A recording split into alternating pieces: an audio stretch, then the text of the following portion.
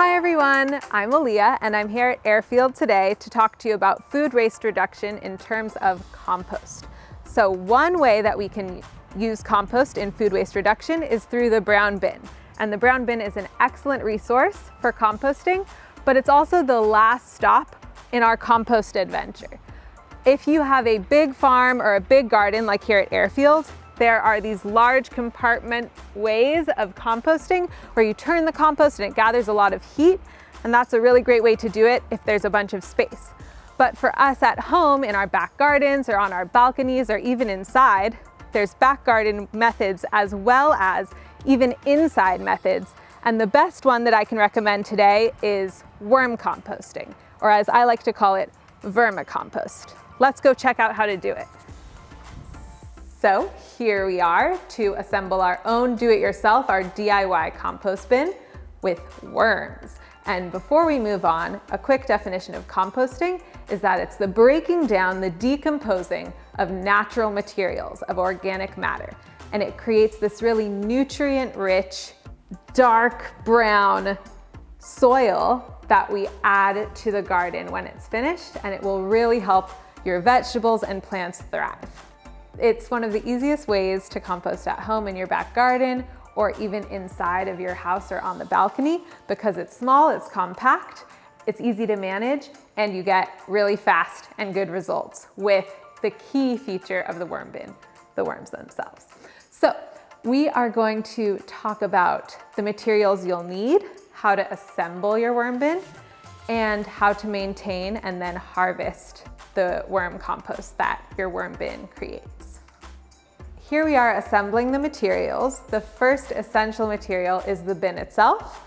I recommend going for a 20 to 40 liter bin. These are around 37 liters. And going for a hard plastic is the most durable option. We just got these at a really affordable price at a local DIY hardware store.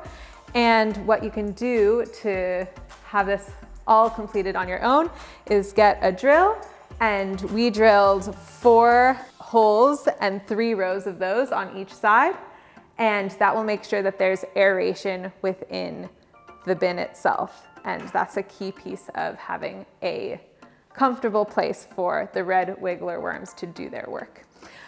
If your bin is going to be under an overhang or inside, you can also add some holes on top. But if your bin is going to be kept outside in the open air, I would recommend not putting holes on top or else it might get waterlogged and that won't be very comfortable for the worms. So that's the to-do about your bin. And the last couple things is that you might consider elevating it on a couple of bricks or anything sturdy and keeping a tray underneath, and that can harvest the liquid fertilizer part that will be filtering out of your bin. And you just put a few holes on the bottom for that. It's not essential to do that. There's other ways to harvest the liquid fertilizer that we'll talk about in a minute. The next part of our materials assembly is the bedding. So just like we like to be tucked in and cozy, the worms also need some bedding. The special thing about the worms bedding is that it is newspaper and they also will eat it. So a little different from us. But with the newspaper, you can shred it or rip it into 1/2 inch to 1 inch strips. And it does that really easily. Actually really satisfying. And you can create a nice pile. To start your bin, you'll probably want to use about 50 sheets of newspaper or some other thin paper. And that's gonna help provide that aeration we talked about, helping the airflow in the bin. And it's also going to be something that the worms will eat. And it's going to absorb some of the water that's inside there and help with drainage. So it's really critical. And once you have those sheets ripped up, you'll want to have about 3/4 of your bin filled with those fluffed up newspaper bedding sheets. So you can just tuck that right in to your worm bin. Have it nice and fluffed up. And finally, You'll also want to dampen it just a bit so that it's the consistency of a wrung out sponge. So a little bit wet, but not too wet. And you don't need to have a full watering can, I just happen to. And I'll just add a bit of water. All right, moving on to the stars of the show, the red wiggler worms. These types of worms are perfect for worm bins because they are really quick eaters. They have a big appetite. They reproduce quickly, and they're also very comfortable in a worm bin environment. They prefer the temperatures that we prefer, around 15 to 21 degrees Celsius. And they prefer not too acidic, not too basic soils, like 6 to 8 pH. And they're just really simple to keep happy in this environment. They don't go anywhere. Once they're in, they stay in, and they even regulate their population according to how much they're being fed. So the best thing about this method is that it really takes care of itself once it's gotten started, and getting started is easy too.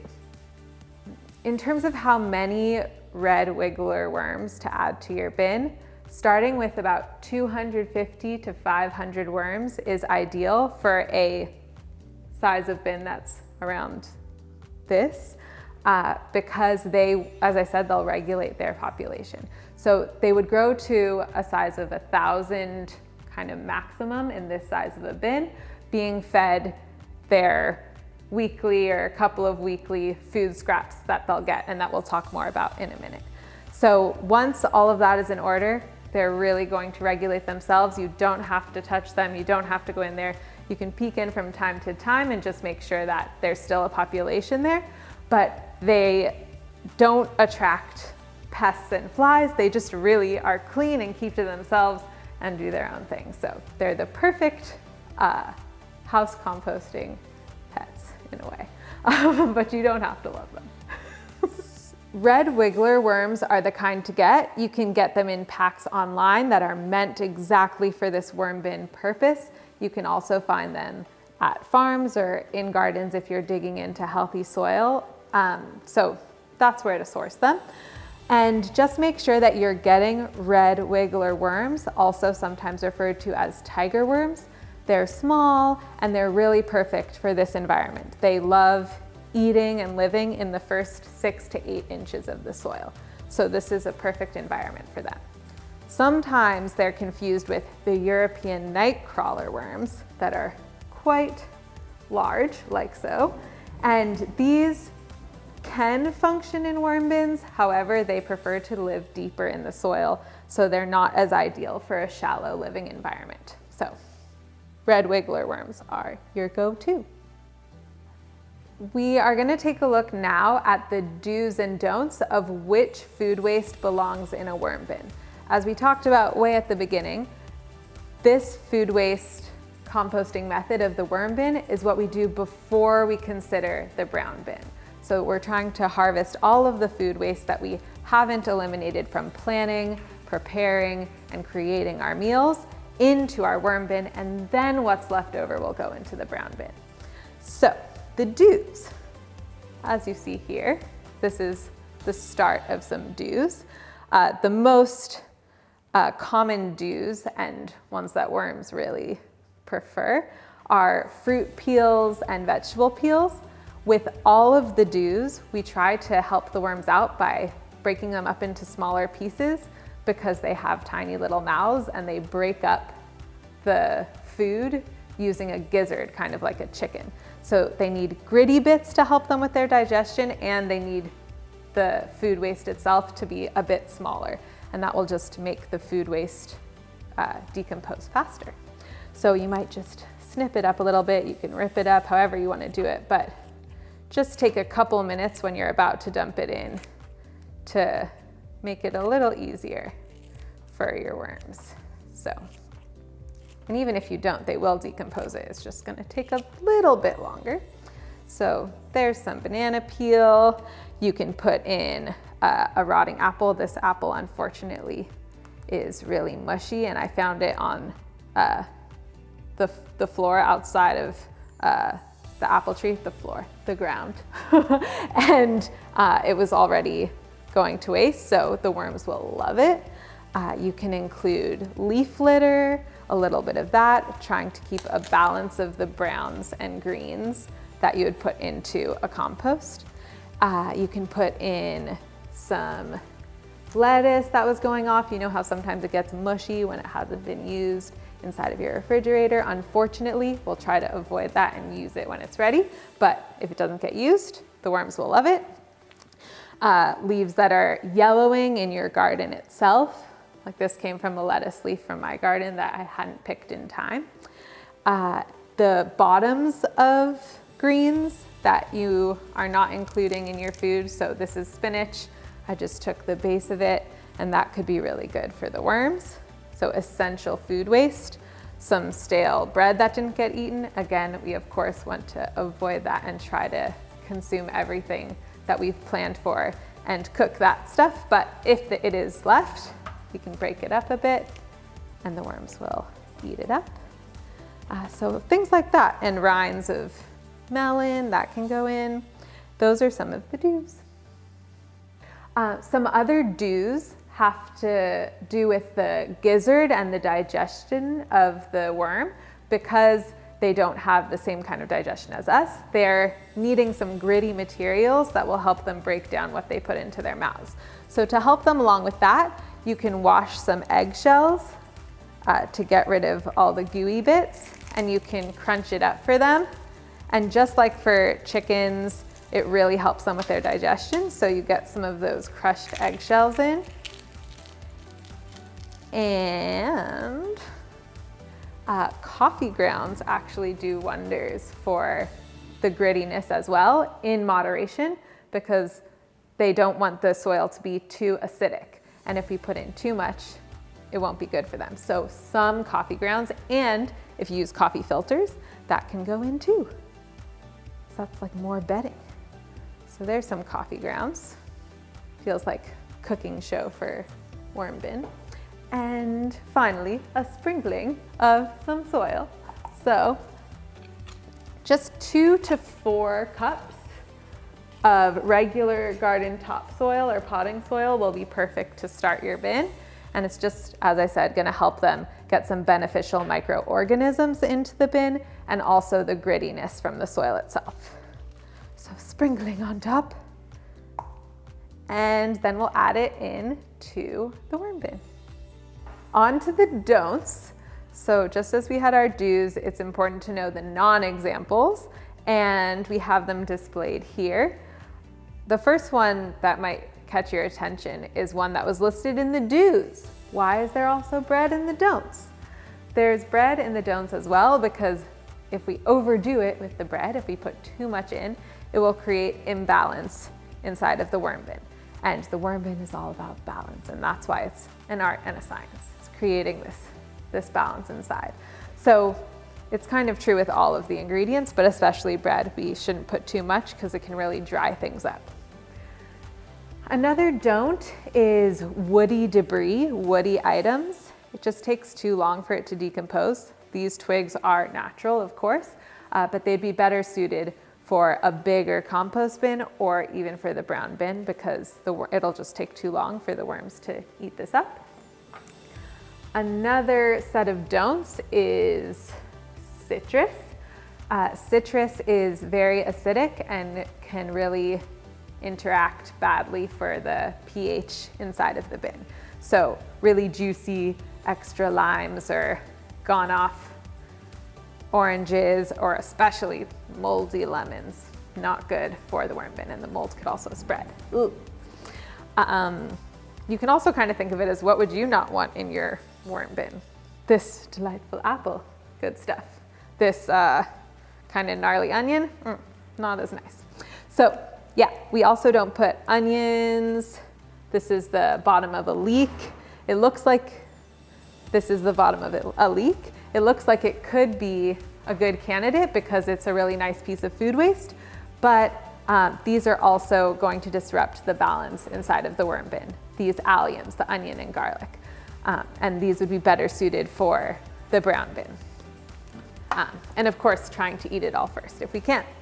Another couple things to avoid are meat and dairy. These are mostly on the avoid list for the worm bin because part of it is what do we think the worms will eat and decompose quickly, and another part of it is how can we keep the worm bin from avoiding other unwanted pests. So by avoiding things like meat and dairy, we keep away flies and other insects or bigger animals who might be attracted to the worm bin otherwise. Finally, plastic, no. The worms will not decompose it. It will just stay in your worm bin. So we wouldn't put that in. These are some more allium shavings, the onion and garlic peels. And that sums up our don'ts. On this table here, we have a couple of things that might be question marks. So thought we would go through those. These compostable bags are compostable. However, inside of a worm bin, they're not going to do so well at getting decomposed by the worms themselves. So these could be better suited for the brown bin for bigger composting facilities that can break them down with more heat than our worm bin can. Another one that's kind of similar are things like these coffee lids or these bigger bags, as you can see here. They are labeled as compostable, so they are compostable. However, better suited to bigger composting facilities than your home, garden, balcony, or indoor worm bin. Another one that could be a question mark is rice. Rice is luckily great for the worm bin. It absorbs water and is also delicious for the worms. So we can even add that to our worm bin feast. We also have compostable napkins. These are really similar to the newspaper bedding, so they're actually perfect. So you can rip them up a bit, or even just dampening these will make them really penetrable for the worms to eat. So in they go. Now that we've compiled all of our do's and we've learned about our don'ts and sorted out our question marks, we can add this lovely compilation to the worm bin.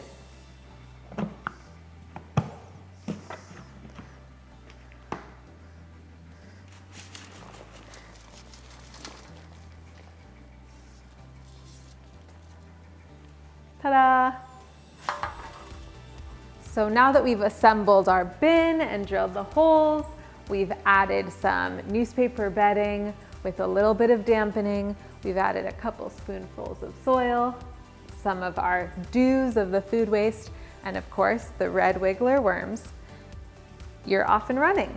And all you have left to do is a bit of maintenance until your food waste is decomposed and ready to add back into the garden to create that closed loop food system that we're really hoping for. To maintain your worm bin, you'll just dampen it with water every so often, every week or two. Just check on the dampness and add a bit of water to make sure it has that wrung out sponge consistency. You also are adding your food waste in as it's piling up. Perhaps you have a little container like this on your counter that you're filling up each week with the do's, and once it's filled, just opening up the top, pouring it in, and continuing with that process. With a worm bin this size, the worms in there will be decomposing your food waste for a family of 4 completely. So give or take, that's your family size. Your worm bin will be perfectly suited for you. And lastly, every so often, you're going to add a bit more bedding every few weeks, just checking on if it looks like there's enough aeration, like there's enough bedding and drier material in there to accompany the moisture that's coming out of the food waste that you're adding.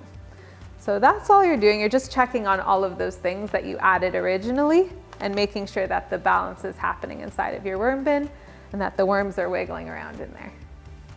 Finally, after 3 to 6 months or 2 to 4 times each year, your compost will have decomposed enough to be able to harvest it and add it back into your garden or into your pots where you're growing vegetables and other plants.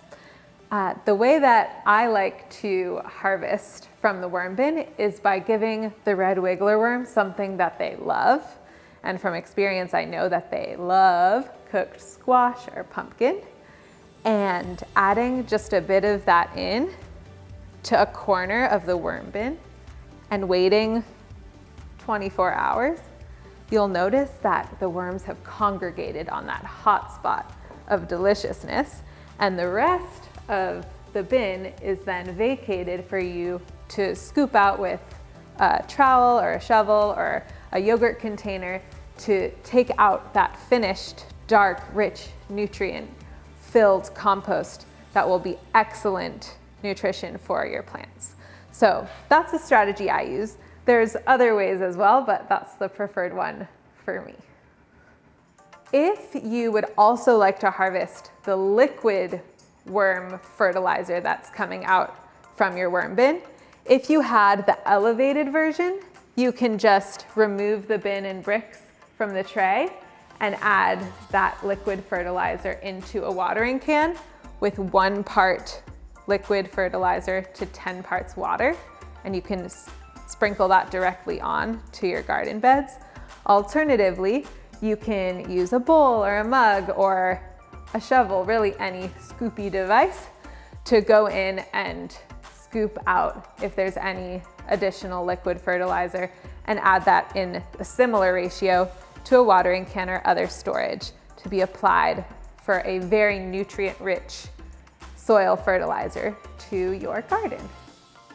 Thank you very much for joining us on this worm bin DIY creation today. And I hope that you are, like me, croptomistic about your future as a DIY worm bin owner.